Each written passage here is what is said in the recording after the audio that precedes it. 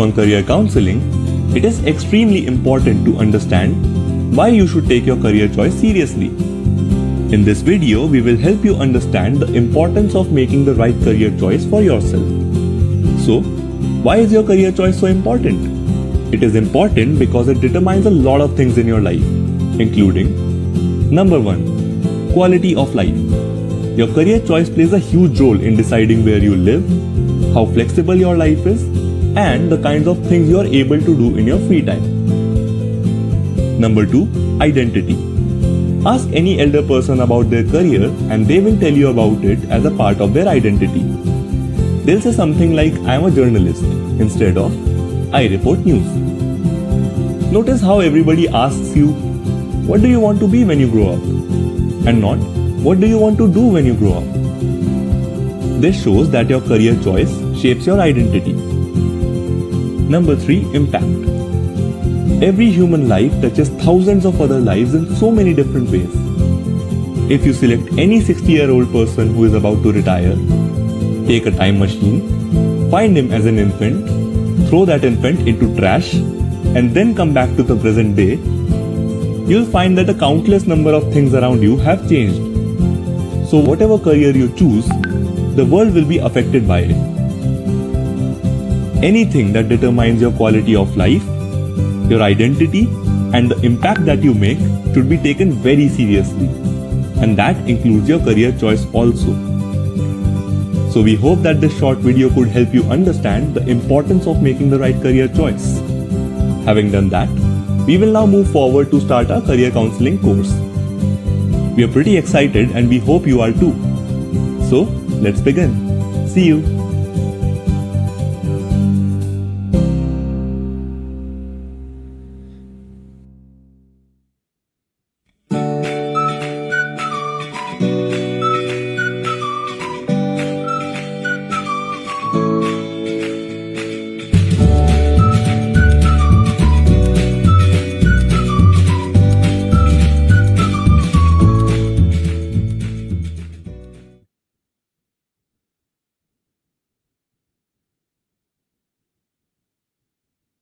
Yes, guys, we're live. So good evening, everyone. Welcome and welcome back to me as well. Welcome to day 96 of Pro Bono's live podcast. सबको स्वागत है. I hope everybody is doing well. I hope everybody is doing safe. So firstly, to all the audience members, welcome. And of course, Aditya, Mr. Sen, welcome back to you as well. And Vinayak for streaming. And of course, आज की जो हमारे guest है. So firstly, Christopher sir, who has been on episode 63, and Lalita ma'am, who has been on episode 33. And of course, both are at a prominent position in the education industry, or obviously goes without saying, उनका experience मेरे उम्र से ज़्यादा है, and I think Aditya as well. So just throw that in there. And I think आज का discussion is not only an interesting one, but a very important one. So firstly, of course, Lalita ma'am is an academic advisor at Meridian School, Madhapur. She was previously the principal. As I told ma'am, for us, you're always the principal of Meridian Madhapur. And of course, Christopher sir, who's the director of NTTF. So guys, if you want to catch our conversation with Lalita ma'am and Christopher sir, do go back and watch those episodes. As I said, Lalita ma'am, episode 33, and Christopher sir, episode 63. And of course, Aditya, who is the founder and CEO of Pro Bono, and Vinayak, who's the marketing head, and Mr. Sen. So Mr. Sen ka special introduction hai. Mr. Sen, he's an all-rounder, wanderer, and of course he's worked with the Medical Board of Oman, responsible for conducting specialty and super specialty courses for doctors. So firstly, welcome to everybody. Thank you so much for everyone for being a part of this. And as I said, बहुत ही important discussion hai. So without any further ado, with everybody's permission, we'll get into the topic. I'll take that as a yes. So today's topic, as you might have seen from the posters, is the future of education and what lies ahead. So the future of education and what lies ahead. Kyunki it's not only the time during COVID-19, but it's also how do we ensure the future of our kids? I mean, हम लोग तो काम कर रहे हैं, ठीक है, everything is fine, we're getting money, we're happy with the job, everything. But then what about the kids? Because school is not only for, setting up your career, but it's also about building social skills, spending time with your friends, learning the moral values of life. So I think that is very important. So firstly, Aditya, if you can do the honors and set the context for today's topic. Over to you. Well, thank you so much, Samant, and thank you so much to Christopher sir and Lalita ma'am for being here with us. It's a pleasure to have you over. And I think today's topic is very interesting because when we talk about the future of education, people generally think, okay, COVID, that's why they are thinking about the future of education post COVID. But here it's a more generalized discussion because we are also talking about the effects of machine learning. We are also talking about the uncertainty that is going to come and we don't know about yet, and a lot of other things. So it's not just post COVID, it's about a lot of other things as well. And when we talk about the future of education, so obviously it's very implementation based. So our whole objective of this discussion is to derive some clarity as to how we can proceed in both learning and teaching. So anybody who's watching, any opinions you have to share on any of the topics that we pick up or any questions you have to ask, most welcome to leave it in the comment section. And with this, I'll start off with a very relevant question. And that is, so Christopher sir is director at NTTF, Lalita ma'am is academic advisor at Meridian School. Both of them are associated with educational institutions. Now, in this current situation and in the coming future, how are you preparing your institution or how the institution that you're associated with is preparing itself to face the coming challenges? What do you think is the future coming ahead? Are there going to be any physical classes this year? Do you think that we'll have to create a separate architecture for that, like social distancing norms, etc.? Or do you think that it is going to be completely online? What's your take on it? So to start with Lalita ma'am. Yes, thank you, Aditya, and thanks to all of you. It's wonderful being here. Well, in this time, there are a lot of things that are under the whole mode of discussion. First of all, we were looking at how do we set the protocols in case the schools start functioning, which we are expecting that in the next 3 months, like post Dashera vacation, schools should be opening, but we are not too sure. But we are prepared in case it reopens. What do we do? So first of all, the infrastructure, how are we going to make it? So right from the time the child enters the school, okay, so, having the sanitizing towers for the students to enter in, having sanitizers at different places, sanitizing each classroom, and having not more than 15 students in each class, maintaining the social distancing. If you are going to have 15 students, then what happens to the other 15? So we also thought about 2 alternatives. One is we call the primary students on one day and we call the secondary students on another day. Okay, this is one of the things that we thought about. The other alternative we thought is 15 students attend the online class with the teacher streaming live in the class with 15 students being physically present in the class. And 15 more will be, back at home viewing it. Okay, and the next day, the vice versa. Next day, they come and these people remain in their homes. So these are all the alternatives we have been thinking about so far as the physical infrastructure is concerned. Now, when it comes to the actual teaching learning process, right now, what's happening? We are giving classes online. Now, like we said, in the classes online, children are definitely missing that interaction with each other, the emotional bond, the social connect which they need to have. These are things that they are not able to have as of now. So what we've done is, even in the classes, we have made it a blended learning to ensure that it is not just the PPTs or the videos which are being shown and the children. We have included the teacher interaction, student to student interaction. We've included breakaway groups within the classrooms so that students get into small groups like in a class, and then they start their discussions and things like that. Now, these being, all on a digital platform, on a virtual arena, definitely children are missing these, the interaction with their friends. But these days, kids are pretty savvy, in the sense that they know how. I know in between, I'm observing the classes. I know in between children get into a whole lot of mode of chatting with each other, quickly, putting things across.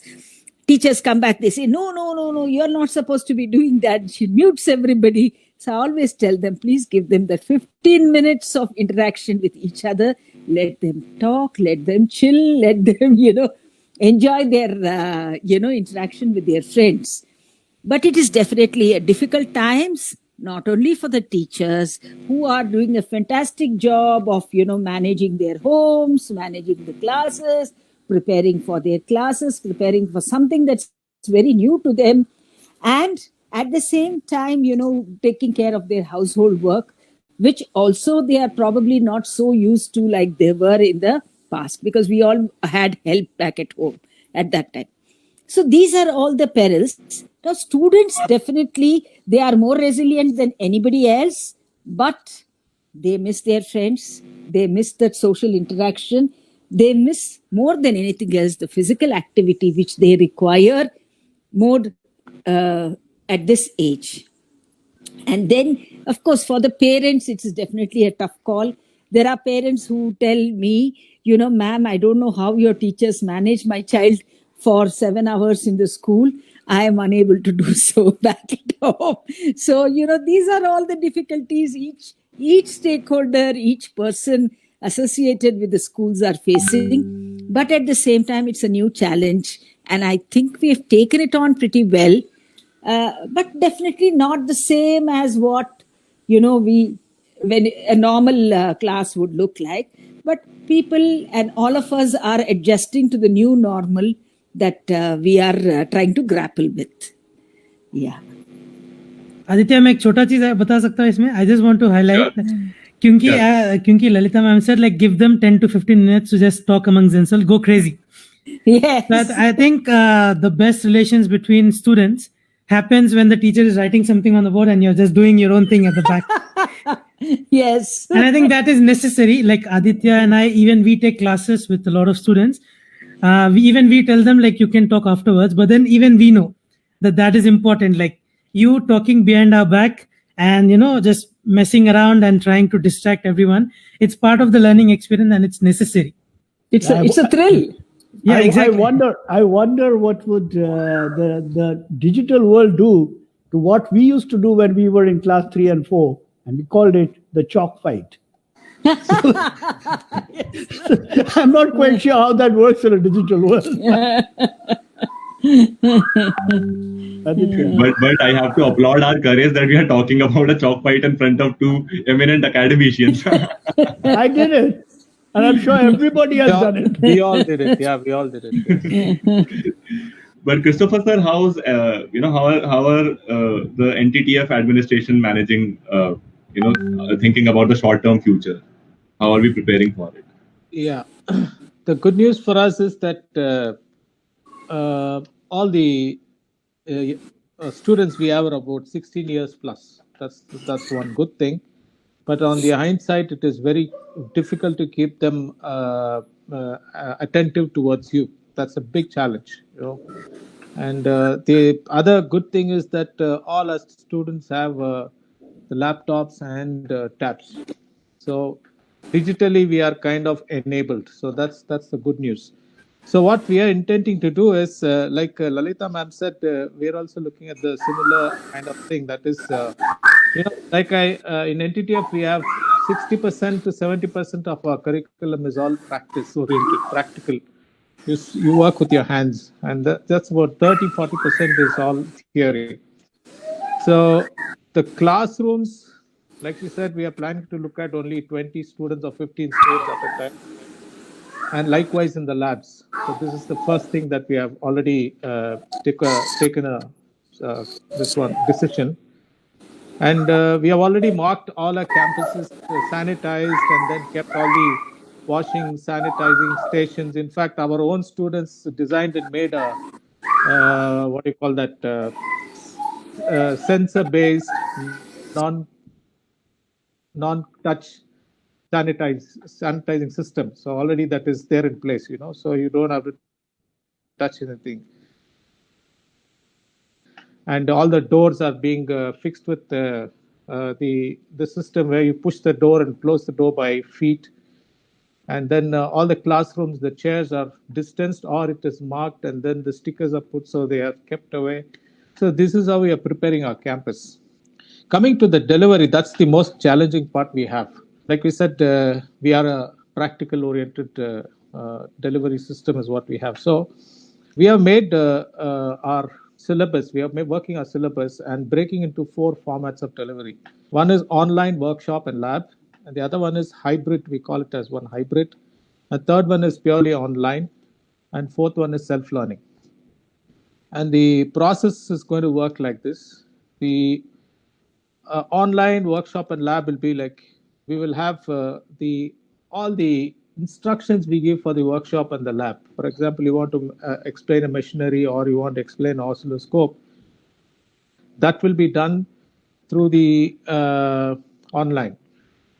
And we are also looking at a little bit of augmented reality technology where you wear the glasses and then when you are seeing the machine, all the students are able to see the machine. So that's the next thing that we are looking at. And the other thing is we are trying to, whatever they were teaching with near the machine, we are trying to make some animations and videos so we can explain. For example, in a laptop, if you want to explain a USB port, 20 students or 10 students leaning onto USB, you can't see it there. But whereas if you could make a close-up video and then while explaining, everybody is able to see it, that is a much better exposure compared to everybody crowding on a system. So that's another thing. So what we are planning to do is all these things will be including the assignments of workshop. Everything will be given upfront to the students, and they will go through it and prepare. And there will be a class will be conducted, and then there will be some assignments, which will be presentations, group discussions, or individual assignments. And all this we are trying to see if we can work it through M365 itself. So from the timetable till the assignment evaluation happens in M365. And for the practical delivery, if students have to learn all the electronic circuitry. So we have found out all the simulation packages that we could equip ourselves with. So we're going to have those simulation packages. So if there are 20 practical lab sessions, probably 15 will be done online and through simulation. And for 5 of them, they will be doing it in the lab. So the target that we have set for ourselves is 20% to 20% of our delivery will happen through contacts, and rest will be online. And practice session 30% will be through contact, balance will be online. So that's how we are trying to bring the social distance into the campus and trying to use this effectively as possible. So this is the way we are working on the direction. And then, of course, like Lalit said, what we will miss is interacting with each other. So that's how we said we still for presentation and group discussion. They will come back, and in the classroom there will be no more slide presentations, but they will present, they will interact, there will be quizzes. So this is the kind of change we are working on. And the most important part for us is, typically teachers are used to standing on the podium, especially in the higher education, and then delivering lectures, and then they just go on for hours and hours. But now these teachers will have to be transformed to how do you keep them attentive? How do you make them listenable? online, and that's the training we are doing to all our faculty, and the etiquettes of online delivery. How do you dress up? How do you sit? How you keep the lights, and including, how do you ask the questions? How do you get an affirmation that the child is really paying attention to you? These are all the training that we are putting together on training our faculty right now. So this is a kind of thought process that's happening. We're all working harder than before in COVID times. I must tell you that, to prepare ourselves to make this delivery happen in a very, very meaningful way to our children. Yeah. I think the amazing part, about what I heard from Lalita ma'am and Christopher sir is there are two things, guys. So one is that blended learning we heard about. So there is optimism that very quickly, probably 2-3 months, probably 4-5 months later, we will have physical classes in some form, if not, in the full blown form that we imagine that in. Second thing is the teachers are preparing very hard.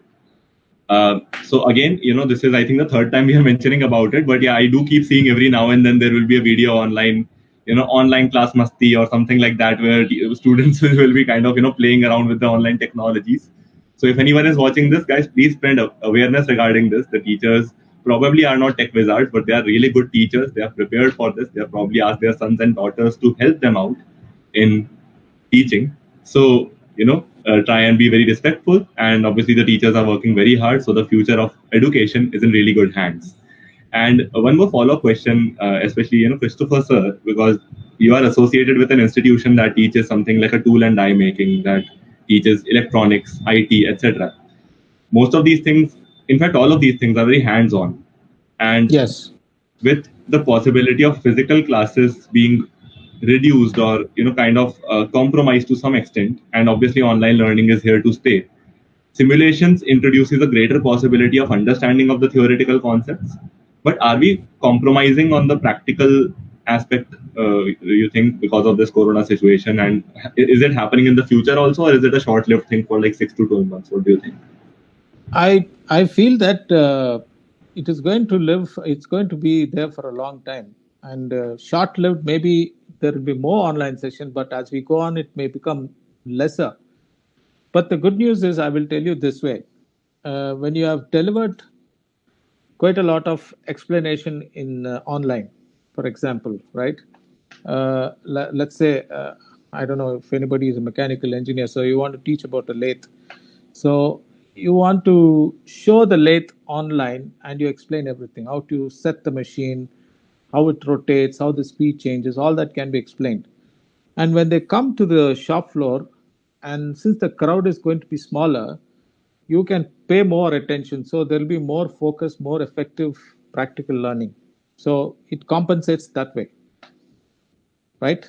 So, for example, if you're teaching the digital electronics, or let's say electrical, the Ohm's law, for example, you could learn it through your circuit building in the simulation, right? And as you move along, applying Ohm's law in multiple ways, that if you have learned well, when you come to the classroom, the only thing is about dexterity of your fingers, connecting wires and using the gadgets there and to check and test. So it is going to be a challenge in teaching, but then what do I say is, when you do the first experiment, when you get to the 20th, the expert level of using hands and moving fast with all this will be much higher. But then you have to do this way is what you will definitely learn in simulation, and plus, let's say 5 experiments being done in the laboratory. So it will not be a compromise. The knowledge will still be there. Definitely it will be a compromise to some extent with respect to hands, right? So this is how it is. And then what I believe is that if this is done this way, the other part is there will be a lot of self-learning feeling that may come with the children, is what I feel. Because otherwise it's like always the teacher is watching, you're forcing and you're pushing them, and then it kind of go home and it stops there. But this way, I think there'll be more self-learning. So I was just thinking, I all listenable, inspire them and create curiosity. Nothing else will work with them. No yelling, no shouting. So that's the way it's going to be in future. That's what I feel. Yeah. But sir, I want to pick up on what you said regarding it's not just about being a teacher, but you should also learn about the different technical aspects as well. Mm-hmm. Because even if it's a blended learning class, as Lalita ma'am rightly said, not getting all the 30, 40 something students into the class, but make it a mix of alternate days or in however plan. But then on paper you can have the curriculum set for life. On paper it might sound perfect, but then as Aditya said, the teachers are not tech wizards. And I think aage wala statement bolne ke liye I might get some flack from my college classmates. But then even though most of the classmates are from this generation, even today a lot of them have trouble setting up a projector. So they are excellent teachers, absolutely no questioning the capability over there. But then these tech skills, it never became a pure necessity before 2020. I think that is something that will happen very fast. It's only a question of we all learned Excel. Nobody took a class for us to learn Excel, right? We just learned it in a couple of days, and then there was no certification on that. But we all know how to do it. Of course, you can't write some macros. For that, you need some training. But what I'm trying to say is, I think there is a need, there is a push, there is a drive. And the teachers, one thing about teachers I want to tell you is that they don't need to be told that this is what you have to do. They feel that there is a need for delivering. So they take special interest to do it. I want to tell you, we started delivering classes during COVID times, right? And we had all these issues like, okay, we had just for 3 Zoom connections in NTTF, and then for 7,500 students, because we never were taking online classes. We were only doing a VCS. We were doing the virtual classes for special subjects across the country. But I want to tell you, every teacher went and explored Zoom. They went and explored to Cisco. They explored Google, and they started forming groups, and they were running their classes.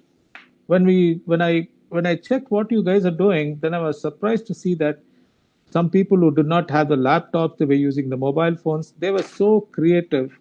It was amazing. So I want to tell you that that's the commitment that teachers as a community have. They have to deliver. They don't laze around. So they will find a way. So I don't see any problem with that. The teachers will learn.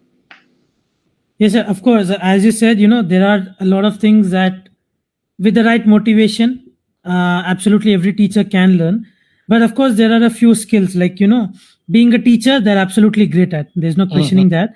But being a presenter, as you said, the appearance, what you wear, and the framing of the camera, or, the light and the sound, and, sitting in front of the light, or if the light is from the background. So how do we teach these skills? Because it's not something that you learn as you grow. It's not a particular course per se, but then it's not even something they taught us at in our graduation for B.Ed. But then how do we learn that? The way of presenting, the body language, the hand movements, especially in front of a camera if you're doing that. Yeah. And Mr. Sen, Christopher sir, yes. Mr. Sen, I want you to pitch in this because you did talk about how you developed an app and you basically developed a service to teach doctors in the best way possible for them. So I want you to get into that as well. So we'll come to that. Yeah. So, but let's listen to Christopher sir and Lalita ma'am on this question of yours, which is actually very interesting. So, Christopher sir, please go first, and then Lalita ma'am. It would be great to have your views on it. Okay. So, like I said, the online delivery, we have a person, his name is Rajiv in our organization, and he's a very good trainer, and he trains on all these life skills and things like that. So we have given him the task. Fundamentally, we said now there is a paradigm shift required, not something here and there. Paradigm shift is required. So he's made sessions which talks about the appearance, the technology management, the etiquettes, right? Managing these students, how you make yourself listenable, how you deliver, and ensuring it is received. All these things is covering. I was sitting in one of the sessions yesterday. Yes, he was taking. So we are taking groups by centers. So he was running a session for one center. So I was sitting and watching that. So the guy was like so stubborn until everybody came themselves in a right frame, on the screen. He would never let them go. So he was going on saying, "Your face is that side. You are not centralized. You are not looking straight." And then he was asking them to read what is there in his comment section. So when they read, he was like, "Is that all your voices? That is not the voice you should be having. You can shout louder enough, speak louder." He was going on pushing. Then he asked them to respond to his statements he was making. So they were responding in the comment section. So he was saying, "Use bold, use capex." So the person who is reading can read it immediately. Don't put some vague sentences. So that's the detail of teaching that is happening to our faculty. We know that, they all know, but then there is no consistency, right? So what I'm trying to impress upon here is, if the educational institution wants to drive this really well, they have to standardize, and there must be somebody who takes ownership, ensures all the faculty are trained in that manner. Otherwise, it will not happen. Lalita ma'am, what do you Yeah. have to say on that? Yes. So far as we are concerned, yes. Initially, when our classes started, yes, we did find that we were not really up to the mark. It was all, trial and error for us. Then what we did is we set some protocols in place. We said that, these are the protocols for the teachers, these are for the students, and these are for the parents also. Because we somewhere found that parents were the most excited lot, especially of the primary and the pre-primary children. You'll find that before the child, the parent would be there in front of the, system and want to, so we found that these were the difficulties. So we set the protocols. We said every teacher has to be seated in this fashion. And then, even the slide layouts were given so that, they follow those protocols. So that's something that we have done for teachers, the light falling on their face and their, and then we explored various devices, various apps, various things that are there. Like, teachers are really used to the board, the green board or the white board or the black board, whatever it is. So they are used to that. Now especially the math teachers, were totally handicapped. They said, "Ma'am, how do we do that?" Then we said the Google Classrooms has a wonderful tool called the Jamboard. Okay, so we said, okay, we trained them in Jamboard, usage of Jamboard. We trained them how to save their files, how to record their classes, how to, send those recorded classes, all these things. And each and every, in fact, the documentation has become so perfect now. One class, this is what we are going to do, this is what is going to happen. So everything has come into place because of this. Now comes the students. Now students also, we have trained them, we've set certain protocols. When, you will have a class of a teacher teaching 20 to 25 minutes. At the primary, pre-primary level, it's only 15 minutes. 20 to 25 minutes or maybe half an hour at the most. After that, you will definitely be given a question-answer session. And you'll definitely be given the interaction with each other too. So this kind of brought the students also in place so that there is no disturbance in between. What we found initially in our classes was, especially in our senior secondary and secondary, you will find that student has logged in, but you won't see the student there. You will find, and then we keep calling out the name and the student is somewhere missing, probably logged in, put his some pictures, some weird looking pictures will keep coming in. And then, there will be, he would be muted and not seen. So these were things, then we said, no, every student has to be seen. Every student has to, come into the interaction. So there were a lot of protocols that had to come in. So there was there were instances of parents barging into the class and saying, "Ma'am, this should not be taught in this way. This has to be taught in this way." we had to we had to counsel the parent and say, "No, sir. If you have a contrary view, you can always touch base after the school, and you can call the parent relations executive, or you can call the coordinator and speak to them and tell them your view, but then not barge into in the midst of a class." So these are all the things that we had done. We set some protocols. We said these are what everybody has to follow. So with that, I see a semblance of order. I can't say complete order, but there is a semblance of order in the classes that we are conducting now. Good.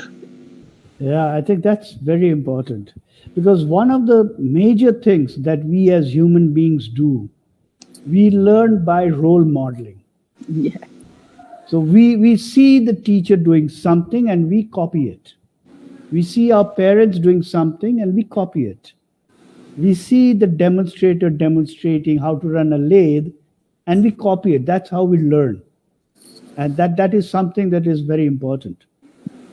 And I think with the online, that is one aspect that we really need to look at, is how do we get role modeling in as part of the delivery mechanism? We do it very naturally without thinking about it in a physical world. But when it comes to the virtual world, I think that is something that we really need to do, because the doctors, and especially the specialization and the super specialization training, they do it by role modeling. What happens is a trainee doctor who's actually a MD already is attached to the trainer for a period of 4 weeks, and they shadow the trainer. They do everything that the trainer is doing. They learn through all those, whatever the trainer is teaching them. Now that brings us to the primary school level, and that young kids, how do we learn a language? How do we learn Hindi, English, Telugu, Tamil, Malayalam, Bengali, whatever? By copying. We see the lip movement and we hear the noise. We repeat the lip movement and the similar thing comes out. How do we do that in a virtual world? Because that's what we're teaching the primary level school children. Languages. How do we teach language? I think that's a question that we need to answer. It's like a very fast flowing river in front of us. We know we have to get to the other side. We don't have a bridge, we don't have a boat, we don't have a rope. We don't know how to get to the other side. But we all know we have to get to the other side. We have to feel our way on the slippery rocks or whatever, with the intention, with the focus of getting to the other side. The second thing I want to bring over here, especially for the primary and as well as people going in, is India traditionally, for thousands of years, has been a country where a lot of learning is done through storytelling. Storytelling is part of our genetic DNA of the people in the subcontinent. And there is, I think, a case over here now to go back to the storytelling delivery mechanism of getting people to learn. Because stories are something that attract a 3-year-old to a 90-year-old person. And there is, I think, a big case of delivering through storytelling. And because what Lalita ma'am said, the attention span anyway is very little. And with the virtual world, the attention span becomes even smaller.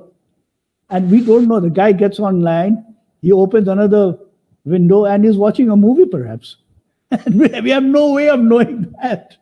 So storytelling could hold that attention, at the same time imparting that critical and the crucial knowledge that needs to go. So role modeling, storytelling. The other thing, which is, I think, at post-secondary, and that is after class 12, is we need to relook at apprenticeship. I mean, we talked, Christopher sir talked about practical classes and running the lathe, fixing and joining circuits and working on that. But there is also a very big case of apprenticeship. I mean, that was there a long time ago. It's very popular in Europe. It's one of the most popular ways of delivering education because we are getting people prepared for the job market, whether it be self-employed, entrepreneurship, whether it be working in an industry, whether it be working as whatever it is, because we need people to be gainfully employed. The learning has to be done. And I think there is a case for apprenticeship going forward, which is lacking in our society at the moment. It's lacking in India. And I think we need to work on that. There is another aspect. We have talked about content. We have talked about mathematics. We talked about language. But there is something else that a school or an institution does. It builds the leaders of the future. And how it does is it's through a mix and match of games, sports, playing, art, dramatics, music, all together along with the content and the academics. And that, I think, is a bigger challenge than just the academic part of things. How do we get people to participate in sports faster, longer, higher? How do we do that? How do we get that competitive spirit which comes only through sports? How do we learn the resilience which again comes through sports? How do we learn the strive for perfection which comes from performing arts, a dance recital perhaps, or a music recital? How do we put together a drama or a play which involves a whole lot of teamwork? I think these are the questions that are there. It's not yet come out in the open because we're too busy teaching the ABCs and the 1, 2, 3s. And I think that is going to be very important. I was listening to a discussion by the Wall Street Journal on the future of higher education. And very interestingly, they came up with 3 scenarios. The scenario 1, this COVID is a temporary thing. It'll go away sometime in the month of September, October, and we are back. The most optimistic scenario. Now, when we're sitting at the end of June, we know that's not happening. North America, Europe, UK, India, everywhere, classes have been postponed till January minimum. In India, we are still contemplating post-Dasera or post-Diwali. Still don't know. Dubai, the Middle East, are starting classes in September, middle of September, I heard. And that will be something very interesting to look at. Because in the Middle East, the families are big. On an average, they have about 5 children per parent couple. And they all need to get educated. So that's a very big challenge that is there. So it's going to be a good case study to look at. The second scenario is the COVID persists for a long time, and we cannot do anything till one more year. That's 2021, June, July. So June, July, we start sessions as normal session. So what happens in the middle? Now, it's not only the teaching, it's not only the curricular imparting, it's not only the learning, it's also a business model. It has a very big financial impact. And it's a huge financial impact because if that is not addressed and we sweep it under the carpet, 30 to 40% schools, institutes, colleges are not going to be there in 1 year time. And that is something we need to wake up to.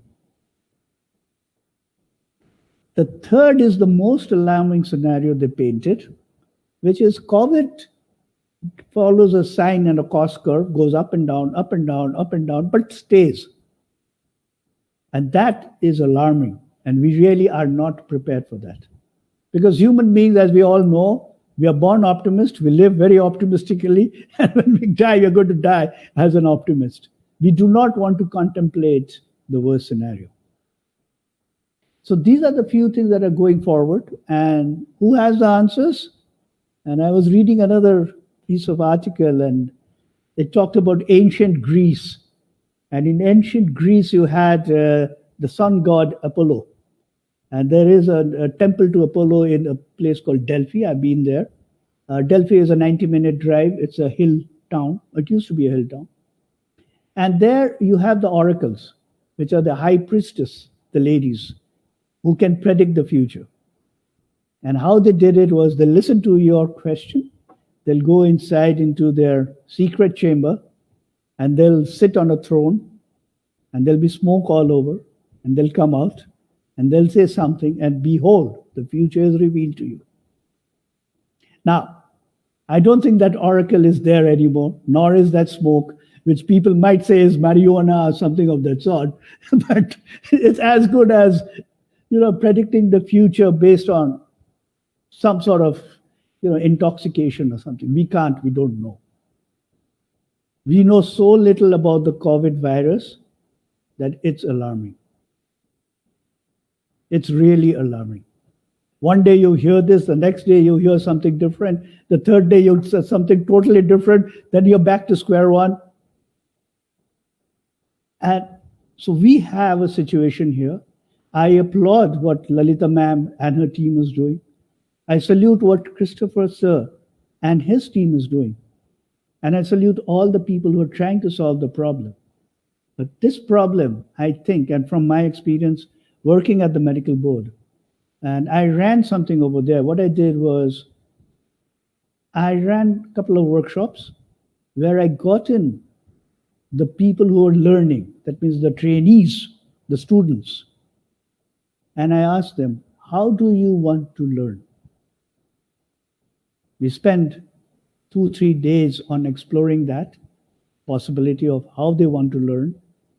And we came up with some very interesting and exciting ideas, including the concept of how they want to be examined, assessed. And that was very interesting.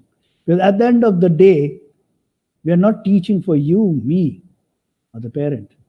We are teaching for the future generation, for the future leaders. And the biggest stakeholder in all of that is the student themselves. We tend to believe that the student doesn't have a voice, whereas they have the biggest voice. If you ask a 5-year-old, how do you want to learn? I'm 100% sure the 5-year-old will turn around and say this way. And I'm quite sure Lalita ma'am will agree with me. She would have had that experience. So we need to involve the student, that they learn, the parents. The parents pay the money, whether through a tax for the government schools or directly as fees to the school or the college or the institute, or the people who fund such institutes, that they are also there. And most importantly, we need to understand what the industry wants, what the employers are looking for in the future. We don't do that. And that's why we have a situation today where most of our graduates are not fit to be employed. Now, Christopher Sir and his institute has done a remarkable job of actually creating fit for the job graduates. And I think that's what we need in the future. In the future, we also need a separate bucket for people who want to go into academics, who want to do research, who want to do research and come up with new ways and look at new groundbreaking things. So I think we have to look at education as an overall thing, keeping in mind all the stakeholders, starting with the student, the parent, the stakeholder, the governing bodies, the people who finance, government, and the industry and the people who employ. Right. Well, Aditya, one thing I do want to say, jo ki Christopher sir and Lalita ma'am have spoken about, the tech skills basically. So I've been streaming for 1 year now, like personal streaming, and also over 100 hours for Pro Bono as a host and also sometimes streaming. So even streaming for 1 hour, I think probably around 5 to 800 hours now in the last 1 year. Even today, I feel like I've only touched 10 to 20% of what can be learned to be a 100% presenter. So I think teachers tension mat lo. So it's not like it's an easy skill, but you learn every day. So ऐसा नहीं है कि one class, the Zoom class ends in between. Okay, reboot the class, no problem. Let's keep going. I think let's not get disappointed by one failed class, because one failed class is 10 more awesome classes. Aditya, back to you. Yeah, I think that's a very relevant insight, Samant, because has happened many times with me, and I actually get very angry, frankly speaking, when my class suddenly ends in the middle. I would fetch my mom, so I am living with my parents right now. I would fetch my mom's mobile, my dad's mobile, everyone's mobile. I'll just try with every hotspot available. But what I learned here was, so there are a few insights we can draw.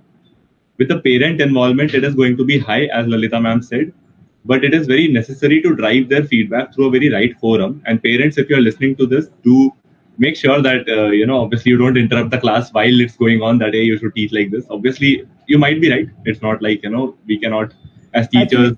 That used to happen even before we had virtual learning. I'm sure Lalita ma'am knows that. In a PTA, teacher association or a meeting, a parent will come and say, no, that's not the right way to teach maths. Okay. Back to you, Aditya. Yeah. And one thing I could draw from Christopher Sir's insight was how teachers are working very hard, and they have taken ownership to not only facilitate the technology for teachers, but for learners as well. And Mr. Sen had a question, which still is a question, I think, that how do we facilitate complete learning through sports, through music, through orchestra and stuff?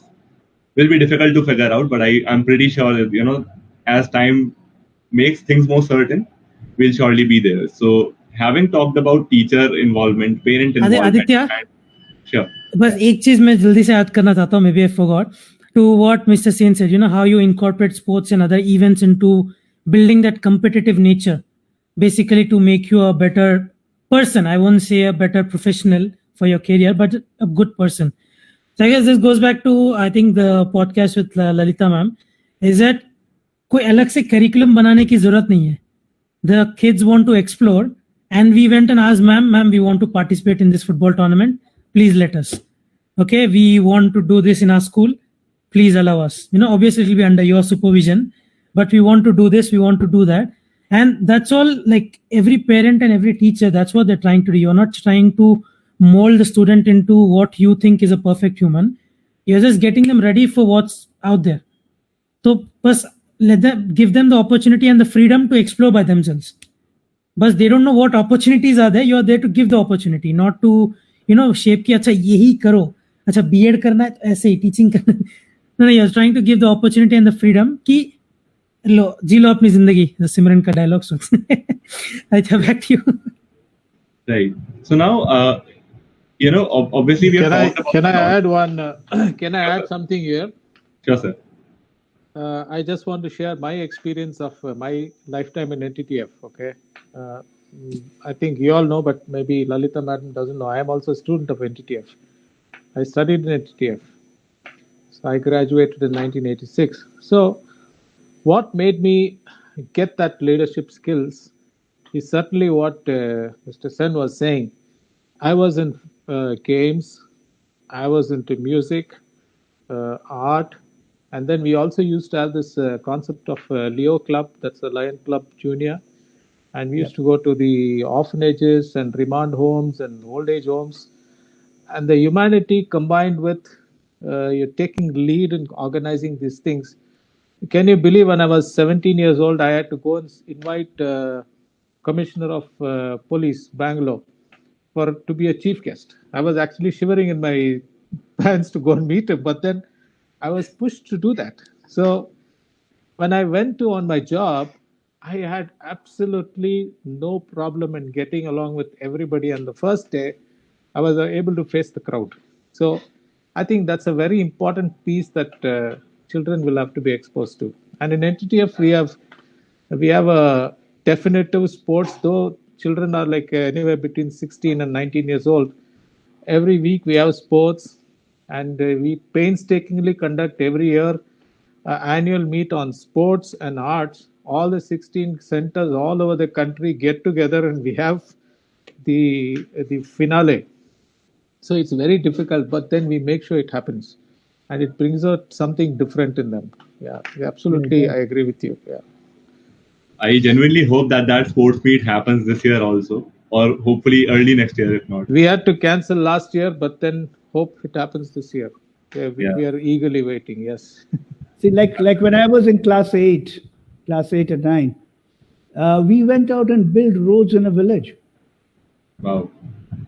We were taken as a class, and we were made to build roads. Wow. So community work plus learning. That's really nice. Yeah, that was something we did, and it was all part of the whole school experience.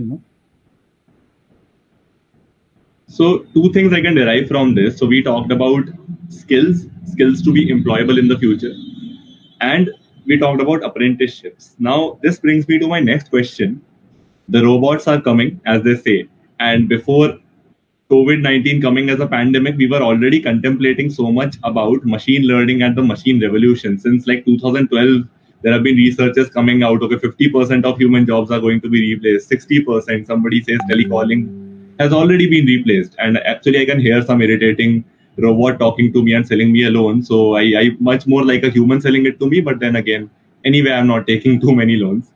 So with the oncoming of machine learning, and the thing is that it has not progressed the way we expected it to, but it can quickly become very dangerous, as many industry experts contemplate. So, sir and ma'am, do you think it is so gloomy in the future, or do you think that human jobs are actually not going to be replaced, they are going to be redefined, and how do we need to prepare for them as academic institutions or as teachers? How can we prepare students for these jobs? So, Lalitha ma'am, if you can start. Now, this is a very good question and quite apt.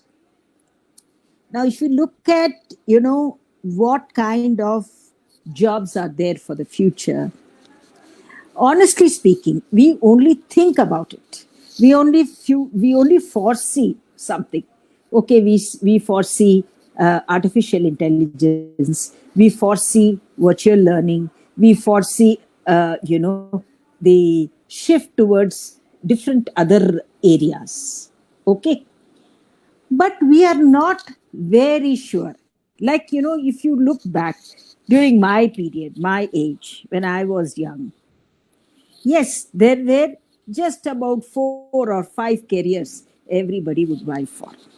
Okay, I can be a doctor, I can be an engineer, I can be a teacher, I can be a lawyer, or I can be a chartered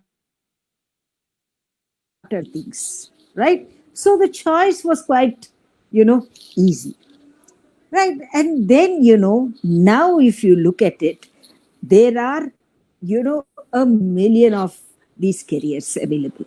So what do we prepare the students for?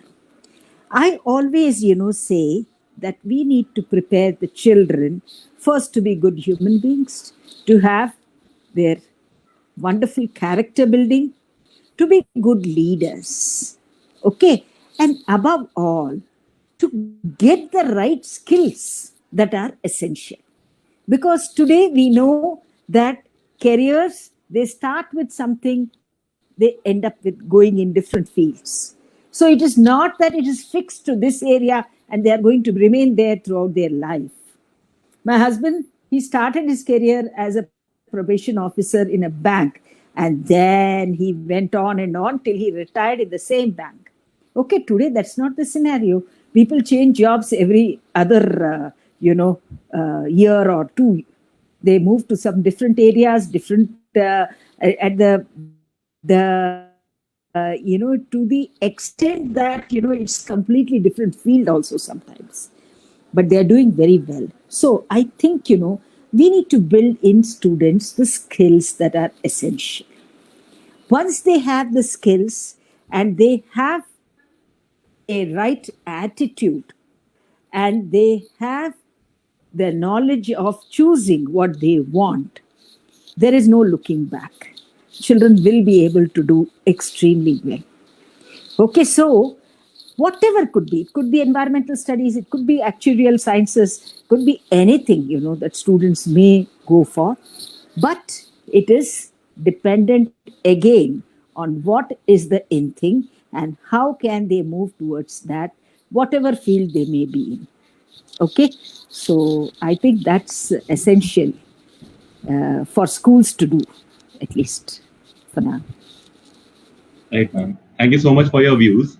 And with Christopher, sir, I think this question takes a new dimension altogether, since he already said, and we know that he has been a student at NTTF, and then he graduated to become the director of NTTF. So he has seen the journey, and sir, you have been in the industry also. So right now, a student who is studying at NTTF, like you changed, at least, so you must have changed 2, 3 jobs, and obviously you are here now. And you know that the generation, after you, which is studying right now, as Lolita ma'am said, is going to change many jobs.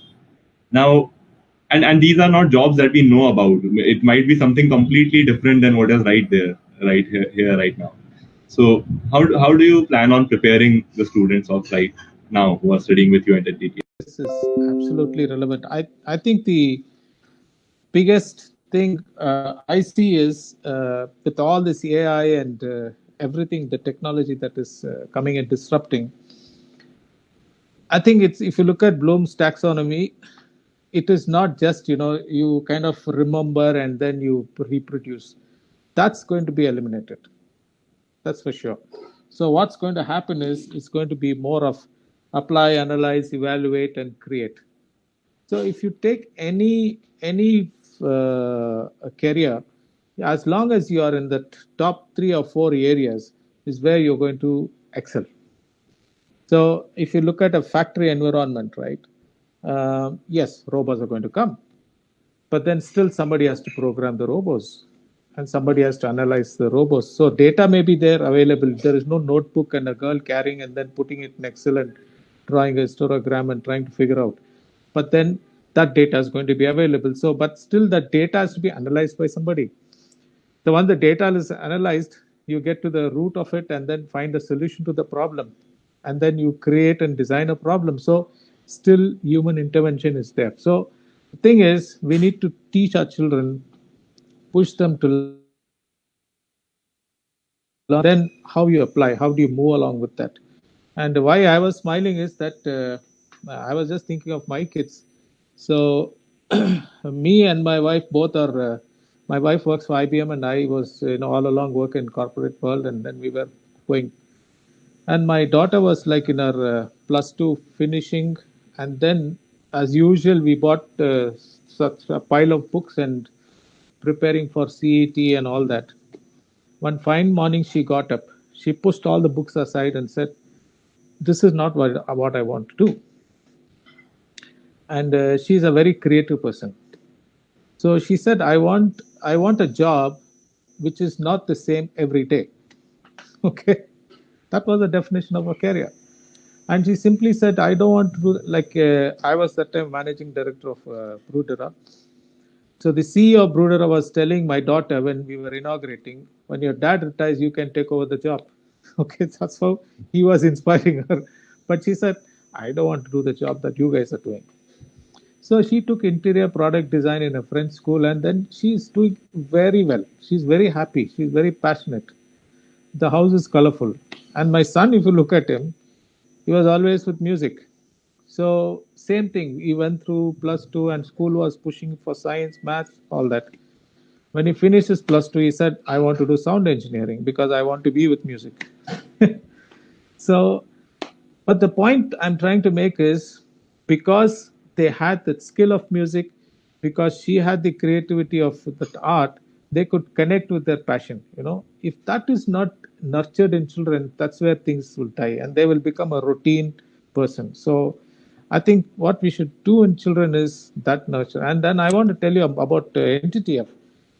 When we studied everything same. I want to tell you one of my classmates. He was one of the top guy who's doing survey, right? Survey, nothing to do with what we learned. And when there was a war in Afghanistan, his company was engaged to do the survey in Afghanistan by US. Very successful guy. So it's just that he used all this learning that he had in NTTF of connecting things, and he was very successful. I think what ma'am said, and it's very true. You learn those skills, and then the most important thing is teach them to be grateful, and teach them to have bring the right attitude in them. So if you do those two things, I think they'll be off the rat race, and they will just unleash what is beautiful to them, and they will grow very, very beautifully. That's what I have seen. Yeah. Thank you so much, sir and ma'am. One last question, of course, before we. Samant, I think you need to take a look at what the audience has been saying. I'm sure they have been, they are, I think, very, very interested, and they have many things to ask, perhaps. Firstly, there's a comment by Anju ma'am. Of course, Lalita ma'am knows her very well. Anju ma'am says, very informative and useful session for teachers. Hope most of teachers were part of it. Thanks a lot to Christopher sir and Naidu ma'am and team Pro Bono. Thank you so much, ma'am. And ever since I sent her a message saying that we are running a podcast and Lalita ma'am is part of that, she's been, well, I won't say every day, but she's been a regular, which we are also grateful for watching and being a part of this conversation for the last 3.5 months. And of course, we have the usual Sanita ji, Kumkum Sen, who is Mr. Sen's sister, Srishti Sona, who is our student from ITI, and Shikhaji, who is Aditya's mom, and Lataji, who has also been regularly watching, who says very informative and interesting session. Lata is also a mentor of change with AIM, and we were together in TCS. Okay. Great. So, ma'am, I want to ask a very important, I think this shift the focus towards the student, because as Mr. Sen rightly said, that student is the biggest stakeholder in the entire teaching learning process. You might have the investors, you might have the principals, the teachers, the ayahs, the cleaners, everyone, but then the student is the center focus of everything that is happening. I think there's a concept in special education, I guess Lalita ma'am would know, which is called an IEP. And Mr. Sen and I have been talking about this, which is an individualized education plan, which basically focuses on, and I think I've asked Christopher sir about this as well, teaching. Yeah, we explored this idea with Christopher sir last time. Right. So the concept is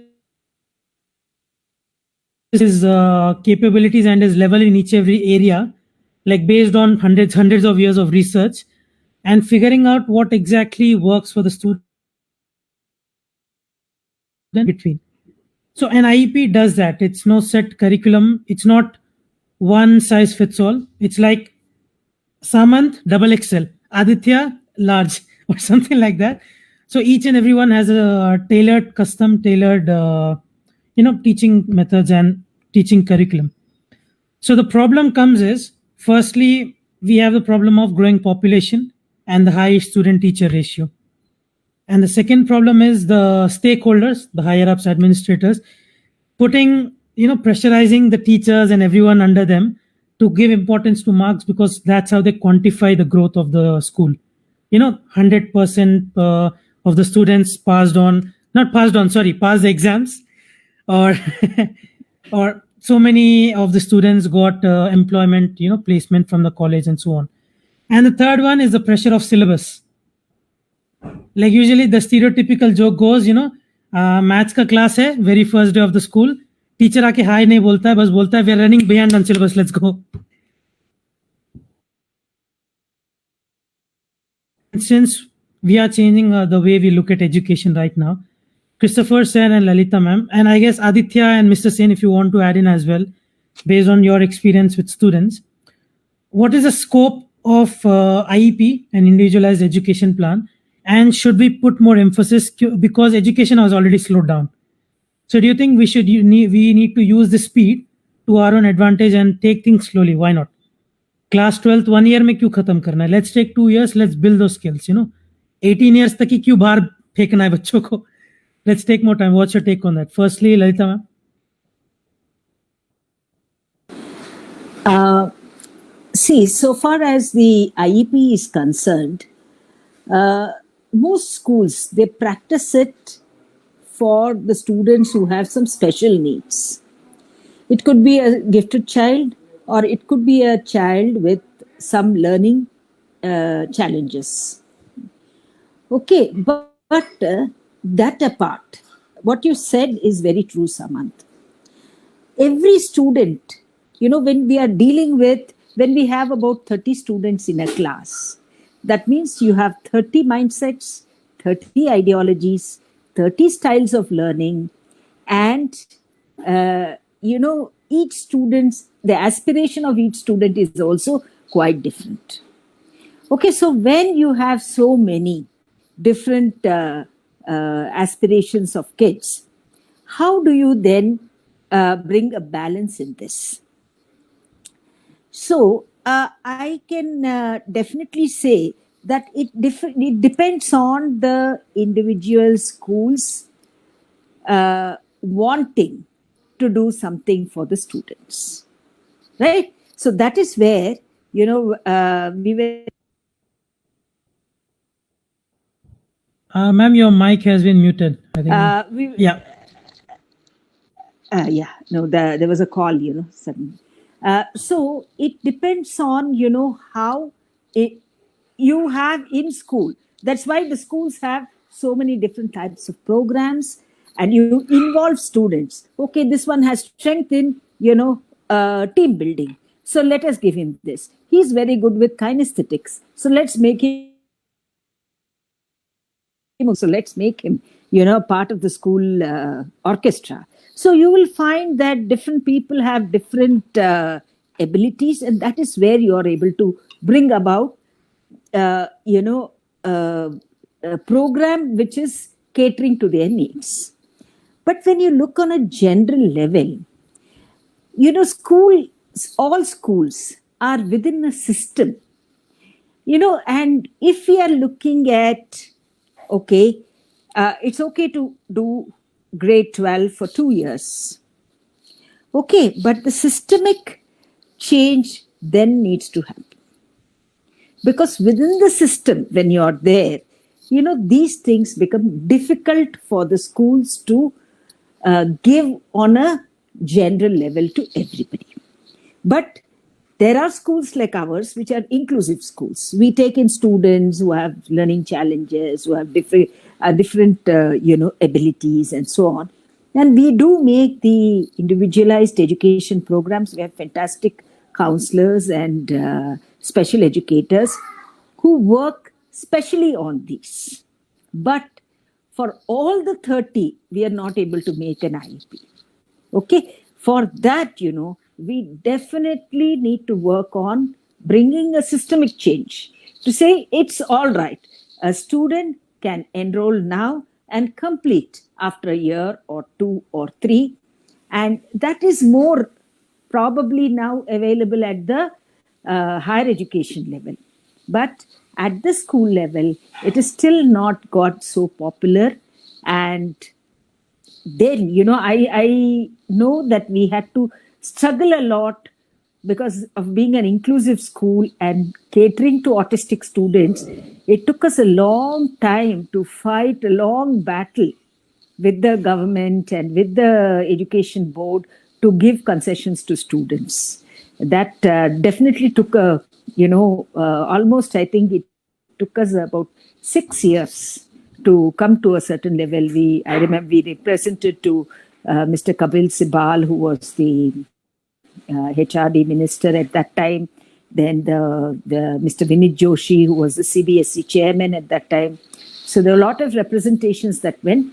Now government is recognizing at least about 22 learning difficulties, and they have brought a lot of things under the purview. But that apart, on a general level, at the school level, it then becomes a little difficult unless there is a systemic change. That is my take on this, very honestly. Christopher, sir? Yeah, I think what ma'am says is what even I believe. It's not only systemic change; it's also the social binding that you have. you're 26 years old, 20 years old. Why are you not married yet? So that's the problem you have in our country. So we live in that kind of a channel. So having said that, until that free thinking comes, this is going to be difficult. And also, if you look at the schools, I know many parents are in a hurry to pass their children and move on, not wait for all this learning to happen. So the thinking itself has to change. But what I want to, I'm thinking is, if you don't have to do this individualized learning kind of thing, but at least when a student finishes schooling, can we at least have a profiling made of the child, right? So the child is not measured just by marks, and a sportsman means is not measured by his first prize or second prize, because only 3 child can get a certificate. But what about rest of the children? They are also good. It may be just that they didn't make it in that first 3. So I feel the profiling is more important. So in NTTF, very true. this is something that, so in NTTF we are trying to work on that. That is my interest, because when they go and attend an interview, how wonderful it will be if a child throws a portfolio in front of the person who's interviewing rather than showing marks card. Right? True. So this is what I feel that it will be the first step towards this. Yeah. I think that's very interesting, what Lalita ma'am and Christopher sir said. And I think the biggest takeaway over here is when Christopher sir mentioned the word portfolio. I mean, if we can teach the children how to create a portfolio based on their strengths. So it could have some pieces of art in there, it could have some pieces of music in there, it could have some pieces of mathematics together. Even acting skills. Even acting skills, because what we label is your arts, so you don't need to do maths. Yes. Your science, so you don't need to do anything about history and geography, which I think is totally wrong. And True. so that portfolio building, I think, is perhaps one of the takeaways that we can have over here. And the other thing which Christopher sir mentioned in his podcast, number 63, right, Saman, was mentoring. Yes. And I think mentoring is something that we can do without having a systemic change, Yes. but we can start introducing it in each of the schools. And we have mentors who can help students to realize their true potential, who can spot the talent in whatever way. So you can have a group or a team of mentors who sort of complement the teachers, help the student to realize, first of all, understand what their potential and strength is, and then go ahead and realize it. Because I've seen the biggest struggle the child and the parent has is the child doesn't know what the child is capable of, or he or she is capable of. And that mentoring part of it brings that out in them. And we know that even CEOs are mentors. So, right? Yes, CEOs are coached, CEOs are mentored, and that's a very big business. Yes. So It's very, very big business. why not we do to children? So we do that quite well in NTTF, I must say. Yeah. Well, thank you so much, everyone. I want to end on a quotation. This was not today, bahut time pehle tha, and I haven't even written down the date or the person who said this. So, unknown. So the quote goes, "None of your 5 fingers are the same. Treat your child as such and support them in what they are capable of doing." Absolutely. And with that being said, firstly, I want to thank all the audience members for watching and sticking with us for almost 80 minutes now. 85 minutes. We went quite a long time. So thank you, all the audience members. Thank you for your questions, comments. Anita ji says I missed due to some reason. That's okay. You've been there for 95. Ek adha miss kar diya. I don't. Yeah, we can let that slide under the. But very nice session. Superb thought. Yes, as Anita ji says, let the children enjoy every aspect of life instead of putting them in a particular box. Yes. That Great. is a big resounding yes. Yes. Right. So, firstly, Aditya, Mr. Sen, thank you so much for coming, and Vinayak for streaming. And most importantly, Lalita ma'am and Christopher sir, thank you so much for being part of this discussion. Pleasure. And Nice. of course, Nice. yes, sir. Nice being with you all, and I always enjoy these sessions because these are not too tightened and very very constrained sessions. So I feel very so it's wonderful. Yes. Thank you so much. Pleasure is mine. Thank you, brother. Thank you. Thank you. Yes. I think this is something Aditya and I take pride in. थोड़ा unprofessional लग सकता है कि we come completely unprepared for the conversation, but we feel like these conversation needs to be a natural response to the question. Samant, to that, I want to give a rejoinder. When we were born, the day we were born, were we prepared for this life that we are going to have on earth? No. Yes. No. Very I true. think we need Very to true. remember that all the time. Yeah. Very true. Very true. Great. So Christopher sir and Lalita ma'am, thank you so much for coming. And everybody, thank you so much for joining in. So guys, today was episode 96. 4 bache hue. So you do not want to miss the next 4 episodes. Absolutely tune into every episode and do watch them. And of course, go back to watch Lalita ma'am's episode 33 and Christopher sir's episode 36. Samant, could you please tell the audience what is coming up in the next 3 days? Well, one thing I can tell you is a surprise is coming soon. Yes. So with that being said, Thank you so much. thank you so much, ma'am. So guys, with that being said, stay home, stay safe, wash your hands, like and follow our Facebook page and turn on post notifications to get notified when we do go live. Subscribe to our YouTube channel to Super. catch our videos on entrepreneurship. And we'll see you tomorrow at the same time at 6 p.m. with another guest. Take care now. Bye-bye. See you tomorrow. Bye bye. Bye. Bye-bye. Bye, sir. Thank you. Bye bye. See you. Thank guys.